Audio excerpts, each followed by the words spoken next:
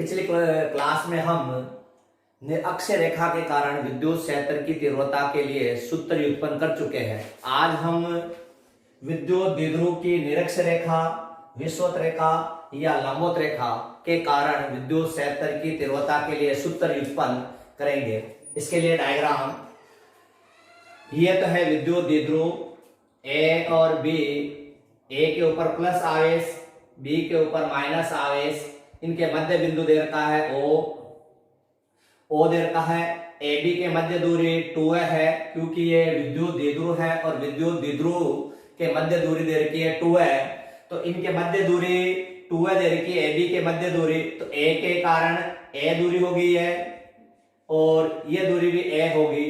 निरक्ष रेखा की परिभाषा है, निरक्ष रेखा की परिभाषा है विद्युत द्विध्रुव की अक्ष रेखा के लंबवत रेखा को बोलते हैं निरक्ष रेखा। निरक्ष रेखा की परिभाषा है विद्युत द्विध्रुव की अक्ष रेखा के लंबवत रेखा को निरक्ष रेखा कहते हैं। तो सबसे पहले तो निरक्ष रेखा की परिभाषा देंगे। निरक्ष रेखा कहते किसे है? विद्युत द्विध्रुव के अक्ष रेखा के लंबवत रेखा को निरक्ष रेखा या विषुवत रेखा या लंबवत रेखा कहते हैं। यह तो इसकी परिभाषा। अब है लंबवत रेखा में ओ से आर दूरी पर बिंदु P के ऊपर विद्युत क्षेत्र की तीव्रता की गणना करनी है मेरे को। तो प्लस आवेश, बिंदु A पर प्लस आवेश के कारण विद्युत क्षेत्र की तीव्रता है, विद्युत क्षेत्र की तीव्रता है, इससे परे होगी तो ये E1 बता दी मैंने, और ये माइनस आवेश के कारण विद्युत क्षेत्र की तीव्रता है जो मैंने E2 बता दी इसके कारण। यह पंचित्र दे रखा है, यहां से ये थीटा कोण दे रखा है, ये भी तुम्हारे पास में थीटा कोण दे रखा है, और ये लंबवत है ये तुम्हारे पास में, और ये टोटल मिलाकर E1 और E2 के मध्य जो कोण होगा वो 2 थीटा होगा, और E1 और E2 के मध्य परिणामी विद्युत क्षेत्र की तीव्रता है जो मैं E1 बता दी। तो ये एकांत कोण होने के कारण ये भी तुम्हारे पास में थीटा है, और ये भी क्या होगा? थीटा होगा। टोटल मिलाकर क्या होगा? 2 थीटा होगा। परंतु अपन ने यहां से मैंने बता दिया एकांत कोण होने के कारण कितना बता दिया? थीटा बता दिया। यहां से दूरी a है, ये r दूरी दे रखी है, तो ये जो त्रिभुज दे रखा है ये त्रिभुज एक समकोण त्रिभुज है, ये भी तुम्हारे समकोण त्रिभुज है। तो ये हो गया लंब, ये हो गया आधार, तो ये क्या होगा? कर्ण। तो कर्ण का पाइथागोरस प्रमेय से कर्ण स्क्वायर बराबर लंब स्क्वायर प्लस के आधार स्क्वायर होगा, उस सूत्र से अपन ने निकालेंगे। तो ये हो गया तुम्हारे पास में आर स्क्वायर प्लस के ए स्क्वायर। इसी प्रकार से ये भी तुम्हारे पास समकोण त्रिभुज होगा, ये समकोण त्रिभुज होगा तो वही पाइथागोरस प्रमेय लगाओगे तो ये भी तुम्हारे पास में कर्ण का सूत्र हो गया आर स्क्वायर प्लस के क्या होगा? ए स्क्वायर, पाइथागोरस प्रमेय से, समकोण त्रिभुज से। अब अपन को बिंदु P पर विद्युत क्षेत्र की तीव्रता ज्ञात करनी है। देखना आप अच्छी तरह इसको। अब P पर ज्ञात करना नहीं तो निरक्ष रेखा की मैंने परिभाषा बता दी। अब चित्र का वर्णन करना है। माना कि AB एक विद्युत द्विध्रुव आघूर्ण है जिनके मध्य दूरी 2a दे रखी है और आवेश प्लस माइनस आवेश उपस्थित है। AB का मध्य बिंदु O से R दूरी पर बिंदु P पर विद्युत क्षेत्र की तीव्रता की गणना करते हैं। परंतु बिंदु P है, इन दोनों से ऊपर की ओर दे रखा है लंबवत, तो बिंदु P पर 2 घटक कार्यरत होंगे, एक तो लंबवत घटक होगा और एक ऊर्ध्वाधर घटक होगा। जो लंबवत घटक जो दे रखा है वो साइन थीटा होगा, लंबवत घटक साइन थीटा होगा, और क्षैतिज घटक होगा तुम्हारे पास में cos थीटा होगा। तो यहां से मैं घटक लेना चाह रहा हूं, तो ये तुम्हारे पास में घटक ले लिया मैंने E1 साइन थीटा, और यहां से ये ले लिया E2 साइन थीटा, और ये वाला घटक ले लिया मैंने E1 cos थीटा, और ये हो गया तुम्हारे E1 cos थीटा, और परिणामी विद्युत क्षेत्र की तीव्रता E है। बिंदु P है, P के ऊपर दो घटक कार्यरत होंगे, लंबवत घटक होगा जो साइन थीटा होगा और क्षैतिज घटक होगा जो cos थीटा होगा। तो लंबवत घटक मैंने E1 साइन थीटा बता दिया और क्षैतिज घटक बता दिया E cos थीटा बता दिया। अब चित्र का वर्णन करेंगे।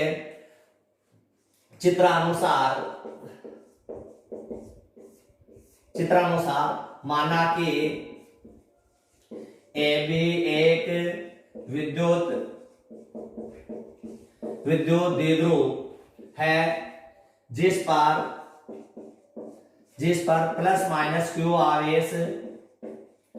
आवेश उपस्थित है। आवेशों के मध्य दूरी 2a है। AB का मध्य बिंदु O है। O से लंबवत दूरी R पर बिंदु P पर विद्युत क्षेत्र की तीव्रता की गणना करते हैं। ये तो गया चित्र का अपन पास वर्णन कर दिया। परंतु बिंदु P पर दो घटक कार्यरत होते हैं। लंबवत घटक परिणाम में बराबर परंतु दिशा में विपरीत होते हैं तथा क्षैतिज घटक एक ही दिशा में होने के कारण इनका योग हो जाता है। लंबवत घटक तो है साइन थीटा E1 और E2 विद्युत क्षेत्र की तीव्रता भी अपन ज्ञात करेंगे, जिससे अपन को पता चल जाएगा E1 का मान और E2 का मान कितना होगा। तो मैंने पहले लिख दिया लंबवत घटक परिणाम में बराबर परंतु दिशा में क्या होगा, विपरीत होगा। और क्षैतिज घटक एक ही दिशा में होने के कारण इनका क्या हो जाता है, योग। लंबवत घटक विपरीत दिशा में होने के कारण आपस में क्या हो जाता है, वो निरस्त हो जाता है। तो यह तो मैंने चित्र का वर्णन कर दिया। अब अपन कहे कि विद्युत क्षेत्र की तीव्रता ज्ञात करेंगे। विद्युत क्षेत्र की तीव्रता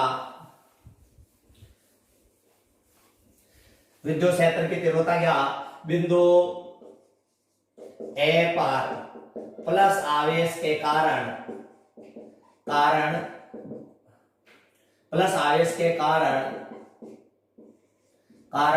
बिंदु P पर तीव्रता है। तुम्हारे पास में कौन सी थी, E1, तो E1 बराबर KQ बटे वे दूरी होगी तुम्हारा वो AP, तो ये AP का क्या होगा, स्क्वायर। अब यहाँ इसकी दिशा भी बतानी पड़ेगी क्योंकि विद्युत क्षेत्र है, एक सदिश राशि होती है। तो AP E1 की जो दिशा है ये आगे की ओर बढ़ रही है, तो AP की दिशा में होगा। ये मैंने दिशा बता दी। प्लस आवेश के कारण विद्युत क्षेत्र की जो तीव्रता है AP की ओर आगे की ओर बढ़ रही है। अब AP का जो मान है वो AP का मान दे रखा है R स्क्वायर प्लस के क्या होगा, A स्क्वायर। AP की जो दूरी दे रखी है, ये यहाँ से यहाँ की जो दूरी दे रखी है वो दे रखी है अंडर रूट के R स्क्वायर प्लस के क्या दे रखी है, A स्क्वायर। तो AP का मैंने मान रख दिया, तो E1 बराबर KQ बटे वे अंडर रूट के R स्क्वायर प्लस के A स्क्वायर का होल स्क्वायर है। रूट है, रूट के ऊपर स्क्वायर है तो रूट का चिन्ह हट जाएगा, तो KQ बटे वे R स्क्वायर प्लस के A स्क्वायर, समीकरण नंबर 1।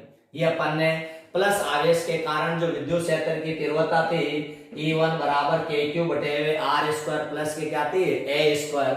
अब अपन ने बिंदु B पर माइनस आवेश के कारण विद्युत क्षेत्र की तीव्रता क्या थी, E2, तो E2 का मान ज्ञात करेंगे। बिंदु B पर माइनस आवेश के कारण बिंदु P पर तीव्रता E2 बराबर KQ बटे वे, यहां से यहां की दूरी दे रखी है BP का स्क्वायर। अब है कि जो माइनस आवेश है, यहाँ माइनस आवेश नहीं लगाना है क्योंकि E2 दे रखा है, वो एक सदिश राशि दे रखी है, तो माइनस चिन्ह है जो दिशा के अंदर जाएगा, तो इसकी दिशा कहाँ आ रही है, अंदर की ओर आ रही है, तो दिशा होगी तुम्हारे PB की ओर। तो माइनस चिन्ह चलेगा तुम्हारे पास में कहाँ, P से क्या हो गया B की ओर, तो PB माइनस चिन्ह आ गया इस दिशा के अंदर। अब BP का जो मान लिखोगे, BP का मान दे रखी है दूरी B और P की दूरी दे रखी है √r² प्लस के क्या दे रखा है a², मान रखोगे तो E2 बराबर KQ बटे वे, BP का मान रखोगे √r² प्लस के क्या होगा a², और इसके ऊपर क्या दे रखा है स्क्वायर, रूट है अंडर दे रखा है, स्क्वायर दे रखा है, तो इसको रूट हट जाएगा, तो ये दे रखा है KQ बटे r² प्लस के क्या दे रखा है a²। समीकरण नंबर क्या हो गया 2। अब E1 और E2 दोनों का मान देखो कि E1 और E2 का दोनों का मान दे रखा है KQ बटे r² प्लस के क्या दे रखा है a², दोनों का मान क्या दे रखा है बराबर है। ये E1 और E2 का मान बराबर दे रखा है, इसलिए मैंने पहले वर्णन करवा दिया कि E1 और E2 परिमाण में बराबर है, दिशा में क्या हो जाएगा, ये E1 ऊपर की ओर है, E2 क्या जा रहा है नीचे की ओर जा रहा है, तो ये दिशा में विपरीत होने के कारण आपस में क्या होगा, निरस्त होगा। तो समीकरण 1 और 2 से अपन को पता है, समीकरण 1 तथा 2 से ज्ञात E1 बराबर E2 बराबर में दे रखा तुम्हारे KQ बटे r² प्लस के क्या होगा a²। ये अपन ने E1 और E2 का मान ज्ञात कर लिया। जब E1 और E2 दोनों का मान बराबर है, तो अपन घटक से देखेंगे, लंबवत घटक जो दे रखा है, परिणाम में E1 और E2 का मान बराबर हो गया, थीटा दे रखा है दोनों, तो E1 और E2 का मान बराबर है, तो लंबवत घटक तो परिणाम में बराबर, दिशा में विपरीत होने के कारण आपस में क्या हो गया, निरस्त हो गया।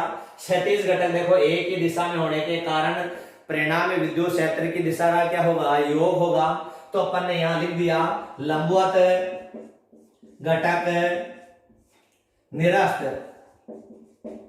हो जाता है तथा क्षैतिज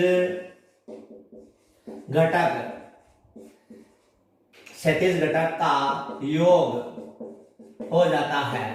वो पहले मैंने वर्णन में करवा दिया, क्षैतिज घटक का क्या होगा, योग होगा। तो क्षैतिज घटक से देखना अपने को, क्षैतिज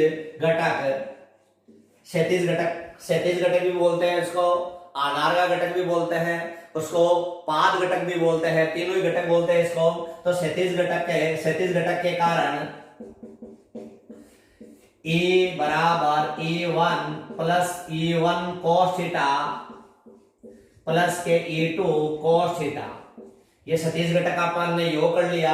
अपन को पता है E1 बराबर क्या दे रखा है E2, विद्युत क्षेत्र की तीव्रता क्या दे रखी है, बराबर दे रखी है, तो E बराबर E1 cos थीटा, E2 के स्थान पे भी अपन ने E1 लिखेंगे, तो E1 cos थीटा, तो दोनों जुड़ गए, तो E बराबर 2E1 cos थीटा हो गया। ये अपने पास में समीकरण आ गई एक और। ये समीकरण को मैं ए दे देता हूं, इसको मैं बी दे रहा हूं। ये दे रखा 2E1 और क्या हो गया cos थीटा। अब यहां समीकरण बी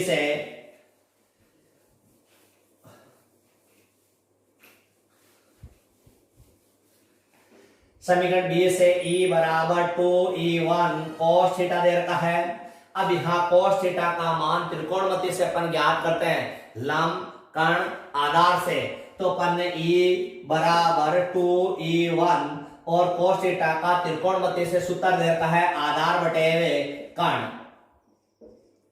ये इसका cos थीटा का सूत्र होगा, त्रिकोणमिति से लंब कर्ण और आधार से अपन ने ज्ञात कर लिया, cos थीटा बराबर होगा आधार बटे कर्ण। अब इसका मान रखना अपन को, मान अब चित्रानुसार कोई सा भी दो समकोण त्रिभुज बन रहे हैं, दोनों में से कोई सा भी एक ले लेंगे, तो यहां से कोण इस भुजा के ऊपर समकोण के, ये जो चित्र दे रखा है अलग से मैं उठा रहा हूं चित्र को, तो यह दूरी तो ए है, ये तुम्हारे पास में आर है और ये तुम्हारे पास में आर स्क्वायर प्लस के क्या दे रखा है ए स्क्वायर, कोण यहाँ पे दे रखा है। समकोण के सामने वाली भुजा को सदैव कर्ण कहते हैं, तो ये तो कर्ण हो गया।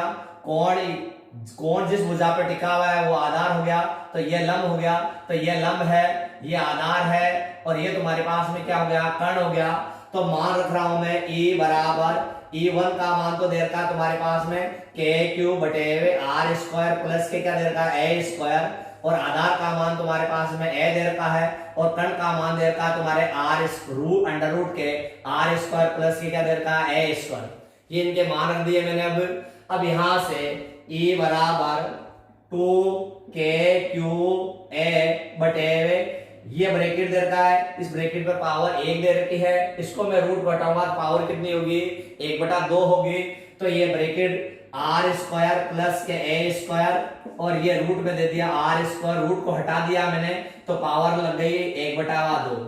आधार समान होने पर घातें जुड़ जाती है, गुणांक के अंदर आधार समान होने पर घातों का क्या होगा योग होगा। तो E बराबर k3 इनको जचा दिया, ऊपर वाले अंश को जचा दिया और हर में आधार समान होने पर घातों का योग कर दिया R square plus A square की पावर 1 पावर और आधी पावर 1.5 पावर होगी 3/2। ये अपन ने सूत्र आ गया। अब यहां से ये अपन को परिभाषा दे रखी है जिसका मान विद्युत द्विध्रुव आघूर्ण की परिभाषा होगी, जिसको मैंने P बता दिया तुम्हारे पास में। तो E बराबर के P बटे आर स्क्वायर प्लस के ए स्क्वायर की पावर 3/2 क्या होगी 2 1.5 पावर हो गई है। ये सूत्र से अपन परिभाषा जानते हैं के 2 है ये विद्युत द्विध्रुव आघूर्ण, जिसको P से दिखाते हैं, तो ये तो P हो गया। तो Kp बटे R square plus A square की पावर 3/2 क्या हो गया 2। अब अपन आगे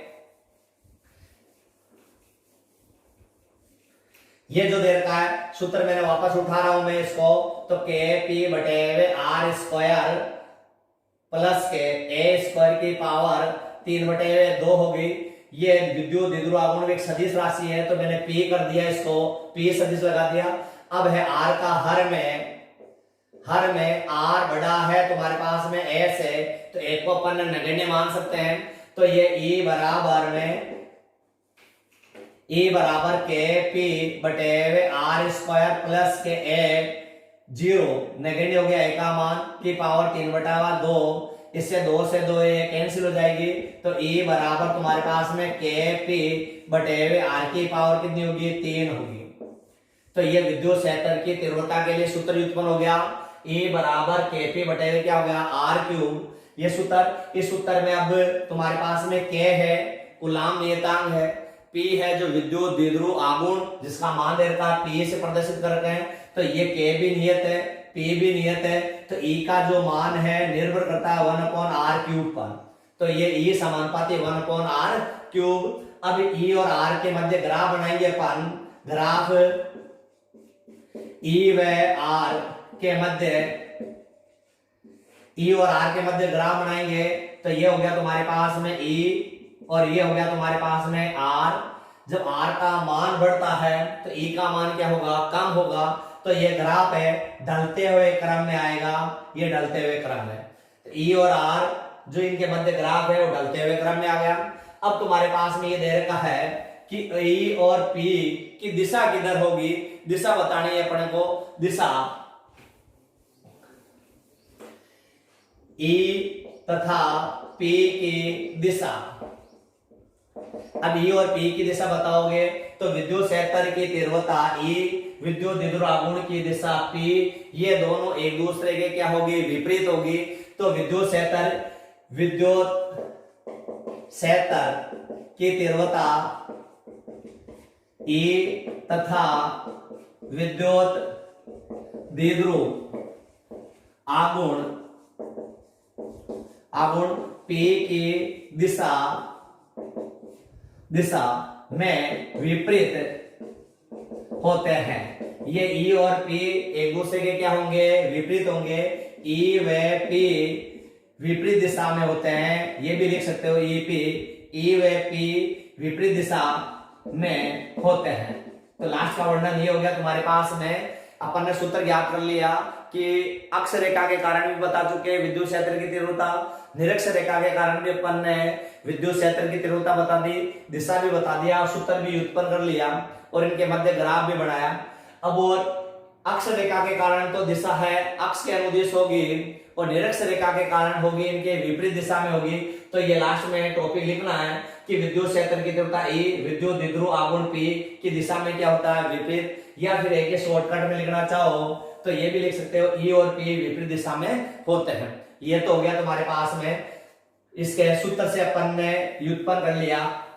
अब है आगे अपने पास में कि इसकी दोनों क्या अंतर क्या दे रखा है, वो अंतर बताना अपने को कि ईपी एक अक्ष रेखा के कारण अक्ष रेखा तथा निरक्ष रेखा में अंतर क्या दे रखा है। मुख्य अंतर है अक्ष रेखा तथा निरक्ष रेखा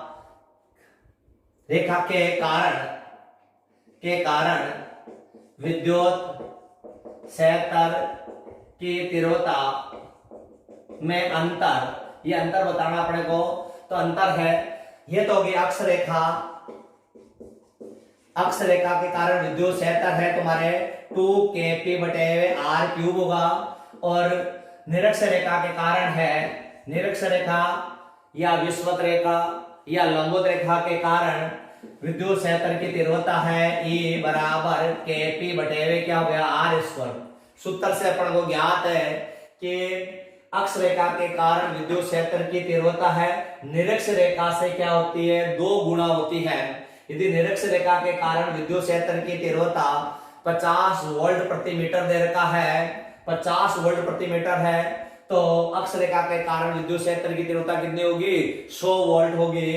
यदि क्योंकि इसका मान है, ये जो भाग दे रखा है ये क्या है तुम्हारे पास निरक्ष रेखा के कारण ये तो तीव्रता है, तो इसका 50 मान दे रखा, तो यहाँ 50 रखोगे 2 से गुणा करने पर कितना हो जाएगा 100 हो जाएगा। एक तो अंतर ये हो गया तुम्हारे पास में, अपन पास सूत्र से ज्ञात कर लिया। दूसरा अंतर हो गया E और P है, E और P की दिशा है अक्ष के अनुदिश होती है और इसकी क्या होती है विपरीत होती है। तो ये हो गया E व P की दिशा अक्ष के अनुदिश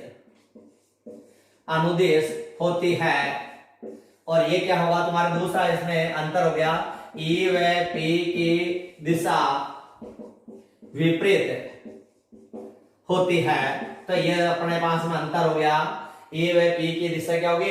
एक अंतर तो ये हो गया कि अक्ष के अनुदिश होगी, ये क्या होगी विपरीत दिशा में होंगे, और एक अंतर हो गया सूत्र से। तो अंतर कभी पूछ, वैसे इसका मान डायरेक्टली पूछा जाता है भाई अक्ष रेखा के कारण विद्युत क्षेत्र की तीव्रता 100 वोल्ट प्रति मीटर है, तो निरक्ष रेखा पर कितनी होगी, तो डायरेक्ट अपन आधा कर देंगे तो कितने हो जाएगी 200 बता रखा तो 100 हो जाएगा। अब ये देर का आगे वाला पॉइंट है,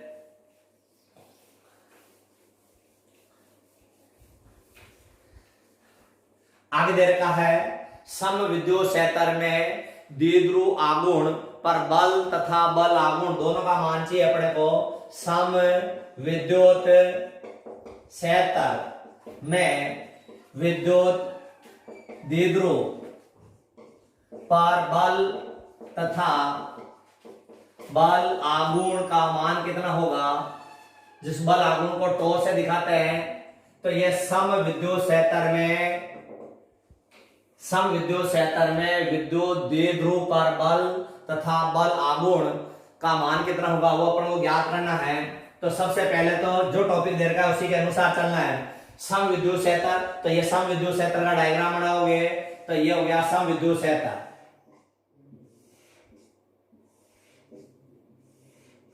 ये सम विद्युत क्षेत्र होगा जो E से मैंने दिखा दिया। अब सम विद्युत क्षेत्र में क्या रखा हुआ है, विद्युत द्विध्रुव रखा हुआ है, तो ये मैंने विद्युत द्विध्रुव रख दिया।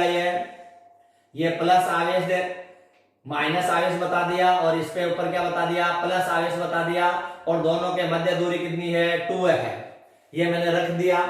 ये कह रहा है सम विद्युत क्षेत्र, ये सम विद्युत क्षेत्र हो गया। सम विद्युत क्षेत्र में क्या रखा हुआ है विद्युत द्विध्रुव, ये मैंने विद्युत द्विध्रुव रख दिया, प्लस और माइनस आवेश, और इनके मध्य दूरी कितनी होगी 2 है। अब यहाँ बल का जो मान है ये बल, जब कोई भी आवेश है विद्युत क्षेत्र में रखा जाता है, जब कोई आवेश कहां रखा जाता है, विद्युत क्षेत्र में रखा जाता है, तो बल का मान होगा E बराबर QE। जब कोई आवेश विद्युत क्षेत्र में रखा जाता है तो बल का मान होता है F बराबर क्या होगा QE। अब ये बल दे रखा है सदिश राशि, तो अपने पास में यहाँ जो बल का मान होगा F1 बता दो इसको, F1 बराबर QE, और यहाँ पर है ये माइनस आगे दे रखा है तो दिशा में विपरीत होगा, तो F2 बराबर माइनस QE। ये मैंने दोनों बता दिए बल का मान कि इस प्लस आवेश के कारण जो बल का मान है जो प्लस के QE होगा, और माइनस आवेश के कारण जो बल का मान है जो माइनस के क्या होगा QE होगा। अब तुम्हारे पास में बल पूछा हुआ है तो इस निकाय पर टोटल बल का मान होगा, तो मैं परिणामी मान को जोड़ देता हूं, F बराबर F1 प्लस के F2। अब यहाँ देर का बल आघूर्ण है तो मैं सम विद्युत क्षेत्र में ये मैंने विद्युत द्विध्रुव निकाय को ए भी मान लिया, और इनके बीच की दूरी तुम्हारे पास में 2 है ही है। सम विद्युत क्षेत्र में एक विद्युत द्विध्रुव निकाय ए बी रखा जाता है, उसको थीटा कोण से विक्षेपित कर रहा हूं मैं, तो ये मैंने थीटा कोण से विक्षेपित कर दिया, ये थीटा कोण से मैंने विक्षेपित है। थीटा कोण यहाँ पे भी लिख सकते हो, यहाँ पे भी लिख सकते हो, और इसको स्वतंत्रता पूर्वक लटकाने के बाद में भी अपन को विक्षेपित कर सकते हैं, तो मैं थीटा कोण से विक्षेपित कर दिया। तो अब थीटा कोण हो गया एक समकोण त्रिभुज का डायग्राम हो गया, तो ये थीटा कोण हो गया, बीच की दूरी, इनके दोनों आवेशों के बीच की दूरी कितनी दे रखी है 2 है, तो ये जो घटक दे रखा है ये एक क्षैतिज घटक में आ जाएगा, तो 2 है cos थीटा में चले जाएगा, और ये एक लंबवत घटक में आ जाएगा 2 है, और क्या हो जाएगा ये sin थीटा हो गया। ये लंबवत घटक, और तुम्हारे पास में कौन सा हो गया क्षैतिज घटक हो गया। अब इस चित्र का वर्णन करना अपने को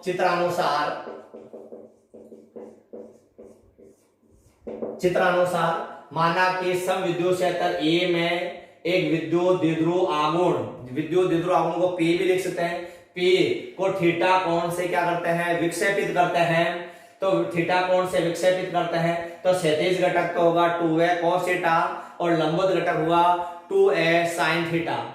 अब ये भी दे रखा है, तो अब बल का मान है निकाय पर कुल परिणामी बल का मान होगा F बराबर F1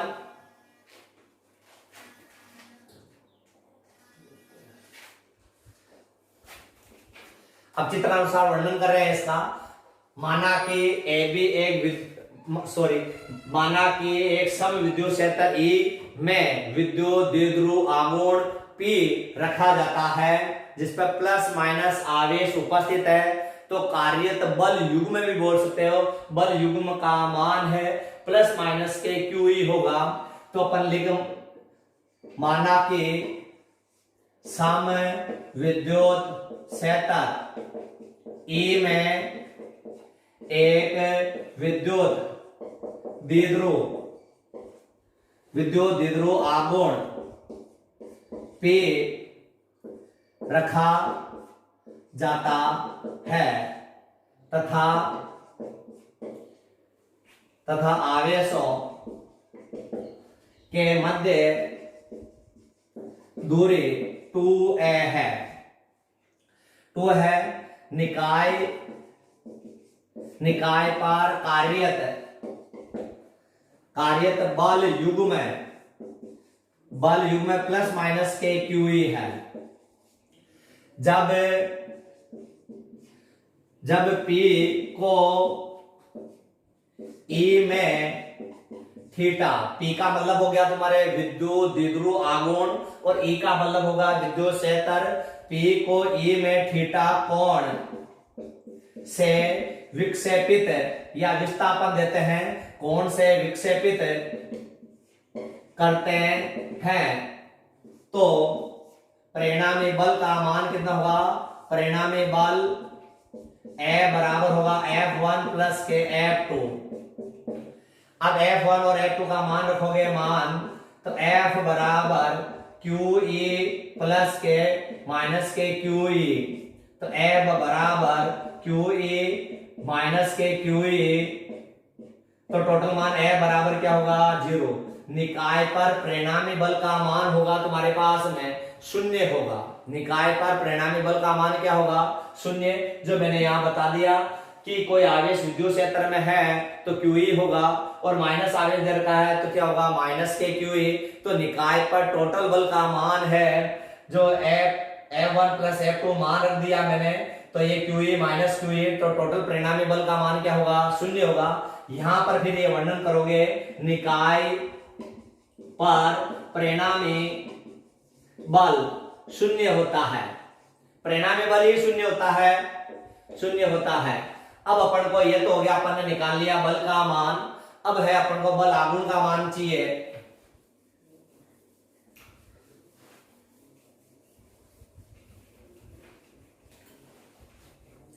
अब बल आघूर्ण टॉपिक ले रहे हैं, बल आघूर्ण,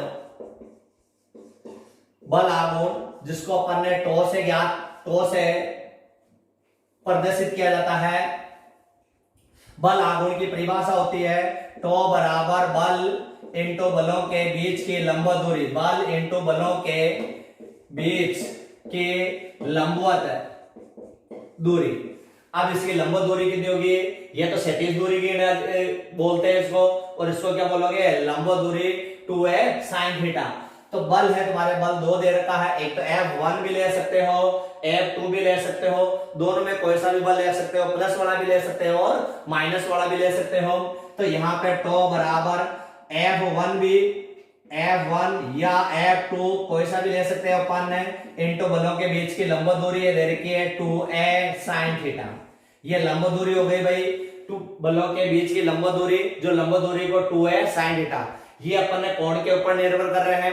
यदि कोण मैंने यहां से विक्षेपित करा, मैंने यहां कर देता, तो ये तुम्हारे क्षैतिज घटक हो जाता, ये क्या हो जाता लंबवत। इस कोण के ऊपर निर्भर करोगे, जब तक कोण नहीं दर्शाओगे तब तक है कि साइन थीटा और कोस थीटा प्रदर्शित नहीं कर सकते हैं अपन। तो ये मैंने बलों के बीच की लंबवत दूरी बता दी 2a sin थीटा। अब मैं प्लस आवेश के कारण बल ले रहा हूं, मैं प्लस के कारण ले रहा हूं, और प्लस के कारण बल का मान है QE, और ये दे रखा है 2a, और क्या हो गया ये sin थीटा। अब इसको मैं जचा रहा हूं तो क्या हो गया तुम्हारे पास में Q2a, और ये तुम्हारे पास में E, और ये sin थीटा। मैंने इसको इसके पास में रख दिया, Q के पास में। अब ये जो राशि दे रखी है, अपन एक परिभाषा होगी विद्युत द्विध्रुव आघूर्ण की, जिसको मैंने किससे दिखा दिया, P से दिखा दिया। अब ये टो बराबर है तुम्हारे पास में PE, और ये क्या हो गया sin थीटा। तो ये परिणामी मान बल आघूर्ण का मान आ गया टो बराबर PE, और क्या हो गया sin थीटा। अब ये मान निकालने के बाद में इसकी स्थिति देखते हैं कि इसको किस कोण से घुमाते हैं तो बल आघूर्ण का मान अधिकतम होगा या न्यूनतम होगा। तो ये टो बल, इसमें दो टॉपिक पूछ लिए, एक तो बल भी पूछा, एक बल आघूर्ण। तो बल तो मैंने परिणामी बल तो शून्य बता दिया प्रूव करके। अब बल आघूर्ण ज्ञात करा, तो बल आघूर्ण की परिभाषा जो बता रखी है, बल इंटू बलों के बीच की क्या होगी लंबवत दूरी। तो बल दो है इसमें, एक तो F1 भी बता रखा है, एक F2 भी बता रखा है। परिणामी बल नहीं लेंगे, परिणामी बल नहीं लेकर अपन ने F1 और F2 दोनों में से कोई सा भी बल ले सकते हैं। तो मैंने F1 वाला बल लिया, और F1 के कारण जो बल का मान दे रखा है जो QE होगा, तो मैंने QE रख दिया, और लंबवत दूरी 2a क्या हो गया sin थीटा हो गया। अब Q इसको जचा दिया मैंने, Q और 2a लिख दिया, ये sin थीटा। और इसका एक सूत्र जानते हैं अपन, इस सूत्र से Q2a का मान होगा विद्युत द्विध्रुव आघूर्ण, जिसको P से दिखाते हैं। ये हो गया विद्युत द्विध्रुव आघूर्ण, जिसको P से दिखा दिया, टो बराबर P sin थीटा हो गया। अब इसकी स्थिति देखो, स्थिति लिखनी है, एग्जाम में पूछे या न पूछे पर स्थिति दर्शानी है। तो स्थिति देखो क्या होगी, स्थिति सूत्र दे रखा है टो बराबर अपने पास में PE sin थीटा। ये सदिश राशि होने के कारण उस पर दिशा का तीर का निशान भी लगाओगे। तो ये टो बराबर PE sin थीटा। पहली स्थिति में थीटा का मान 0 लिख रहा हूं मैं, तो टो बराबर PE sin 0, और sin 0 की वैल्यू होगी 0, तो टोटल मान ही क्या होगा तुम्हारे पास में 0। तो 0 का मतलब क्या होगा, अक्ष के अनुदिश होगा।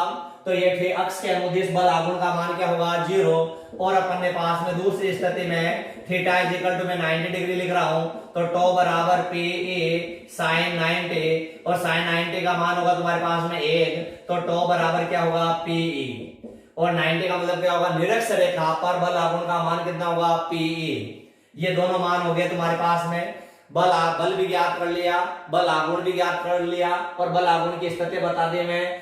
थीटा का मान 0 और 0 रखते क्या होगा, अक्ष के अनुदिश होगा, और 90 डिग्री लिखने पर क्या होगा तुम्हारे पास में, अपने पास निरक्ष रेखा होगा। ये दोनों का मान रख दिया।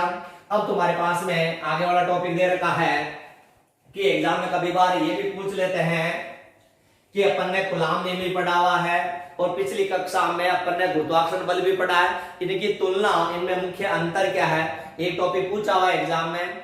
और एक टॉपिक वो भी पूछा हुआ है, विद्युत बल रेखाएं और चुंबकीय बल रेखाओं में मुख्य अंतर क्या है।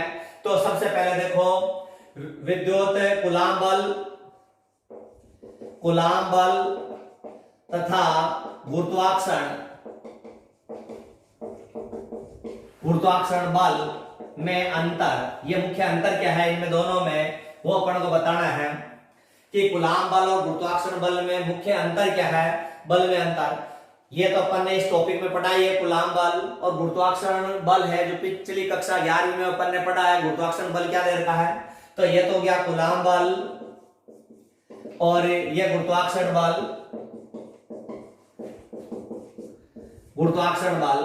तो इसके सूत्र है तुम्हारे पास में F बराबर KQ1 Q2 बटे हुए क्या हो गया R², और गुरुत्वाकर्षण बल का सूत्र है Gm1 M2 बटे हुए क्या हो गया R²।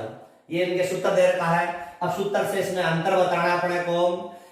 कूलाम बल दे रखा है, प्लस आवेश है, और प्लस आवेश भी हो सकते हैं, आवेश दो प्रकार के बता रखे हैं, प्लस आवेश भी बता रखा है और क्या होगा माइनस आवेश। तो कूलाम बल में आकर्षण बल और प्रतिकर्षण बल दोनों ही हो सकते हैं, आकर्षण बल भी हो सकता है और क्या होगा प्रतिकर्षण बल भी हो सकता है। परंतु गुरुत्वाकर्षण आकर्षण पूछा है तो गुरुत्वाकर्षण बल में सदैव आकर्षण बल ही लगता है। तो एक अंतर तो ये हो गया तुम्हारे पास में, कूलाम बल में आकर्षण या प्रतिकर्षण बल हो सकते हैं, दोनों ही हो सकते हैं, और गुरुत्वाकर्षण बल में केवल आकर्षण बल ही कार्य करता है। तो ये तो हो गया तुम्हारे पास में आकर्षण या प्रतिकर्षण बल हो सकते हैं, आकर्षण या प्रतिकर्षण बल हो सकते हैं, और इसमें सदैव क्या होगा तुम्हारे पास में आकर्षण बल होगा, आकर्षण बल लगता है। ये तो हो गया तुम्हारे पास में ये पहला अंतर मैंने सूत्र से बता दिया। दूसरा है आवेश माध्यम के ऊपर निर्भर करता है, माध्यम पर निर्भर करता है, ये माध्यम पर निर्भर करता है। अपन आगे वाले टॉपिकों में देखेंगे पराविद्युतांक, ये है क्या चीज, पराविद्युतांक बता रखा है। यदि आवेश को एक माध्यम में रखते हैं या दूसरे माध्यम में रखते हैं तो इस बल का मान में क्या परिवर्तन होता है वो बताना है। तो अपन आगे वाले टॉपिक में देखेंगे। ये माध्यम पर निर्भर करता है और ये माध्यम के ऊपर निर्भर नहीं करता है। किसी भी वस्तु को स्वतंत्रता पूर्वक छोड़ोगे तो स्वतः ही गुरुत्वाकर्षण के कारण क्या आएगी, नीचे आएगी वस्तु। तो ये माध्यम पर निर्भर नहीं करते हैं, माध्यम पर निर्भर नहीं करते हैं। ये तो माध्यम के ऊपर निर्भर करता है, ये माध्यम के ऊपर निर्भर नहीं करता है। ये इसमें मुख्य अंतर है। और भी है, ये दोनों सेम है, व्युत्क्रम वर्ग के नियम की क्या करता है, ये पालना करता है। परंतु मुख्य अंतर बताना अपने को एग्जाम में आया हुआ है 1 नंबर का ये। तो मैंने बता दिया कूलाम बल में आकर्षण और प्रतिकर्षण बल लग सकते हैं, इसमें सदैव आकर्षण बल होगा और ये माध्यम के ऊपर निर्भर करता है, ये माध्यम के ऊपर निर्भर नहीं करता है। अब इससे आगे वाला टॉपिक दे रखा है, चुंबक वाला चैप्टर आगे है पर मैं यही थोड़ा सा बता रहा हूं उसको कि विद्युत बल रेखाएं अपन पढ़ चुके हैं, विद्युत बल रेखाएं तथा चुंबकीय बल रेखाएं में मुख्य अंतर पूछा हुआ एग्जाम में। मुख्य अंतर क्या है, क्यों चुंबक वाला चैप्टर भी आगे पढ़ेंगे अपन और विद्युत बल रेखाएं वाला पढ़ चुके अपन। देखो ये मुख्य अंतर ही पूछा हुआ है। और ये तो है विद्युत बल रेखाएं और ये बता रखा है चुंबकीय बल रेखाएं। देखना अच्छी तरह इसको, ये दे रखा है, ये विद्युत बल रेखाएं है, ये प्लस आवेश दे रखा है, ये माइनस आवेश दे रखा है। विद्युत बल रेखा है, प्लस आवेश से प्रारंभ होती है, माइनस आवेश पर क्या होती है, समाप्त होती है। और ये तुम्हारे पास में चुंबक, ये एक दंड चुंबक दे रखी है, दंड चुंबक दे रखी है। दंड चुंबक के उत्तरी ध्रुव और दक्षिणी ध्रुव N और S से प्रदर्शित कर दिए मैंने। अब बल रेखाएं खींचेंगे, चुंबकीय बल रेखाएं।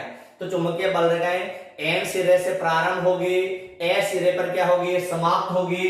तो ये मैंने बल रेखाएं खींच ली, N से प्रारंभ होगी, S पर क्या होगी, यह समाप्त होगी। बाहर तो चुंबकीय बल रेखाएं N से S की ओर होती है, और अंदर है तुम्हारे पास में ये होगी S से कहा होगी, N की ओर होगी। बाहर तो होगी N से S की ओर, और दंड चुंबक के अंदर होगी S से क्या होगी, N की ओर होगी।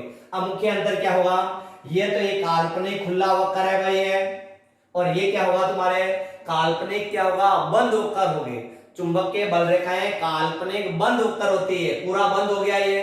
बाहर तो होगी N से S की ओर, और अंदर होगी S से क्या होगी, N। तो तुम्हारे पास में क्या है, ये काल्पनिक बंद वक्र है, और ये काल्पनिक क्या है, खुला वक्र है। तो इसमें मुख्य अंतर होगा कि चुंबकीय बल रेखाएं विद्युत बल रेखाएं काल्पनिक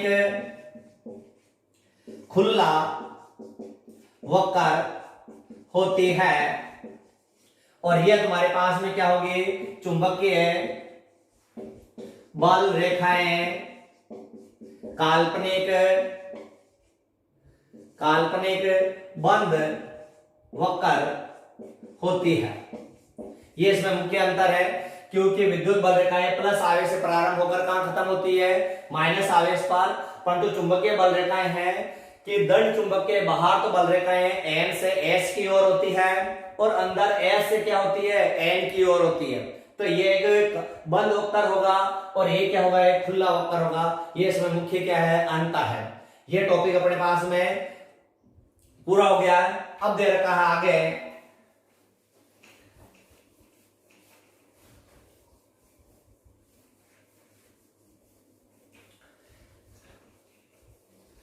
दे रखा है विद्युत आवेशों के गुण। क्या दे रखा है, विद्युत आवेशों के गुण है जो एक तो दे रखा है तुम्हारे पास में आवेशों की योजकता।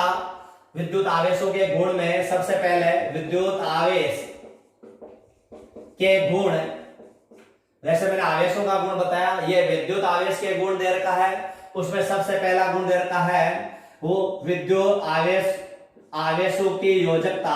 आवेशों की योजकता का मतलब योग करो आवेश को, प्लस है जिनको जोड़ दो, माइनस है उनको माइनस कर दो, तो परिणामी कुल आवेश का मान कितना होगा वो। दूसरा देता है आवेशों का क्वांटिक अर्थ, आवेशों का क्वांटिक अर्थ, आवेशों का क्वांटिक अर्थ। और तीसरा दे रखा है आवेशों की निश्चरता, आवेशों की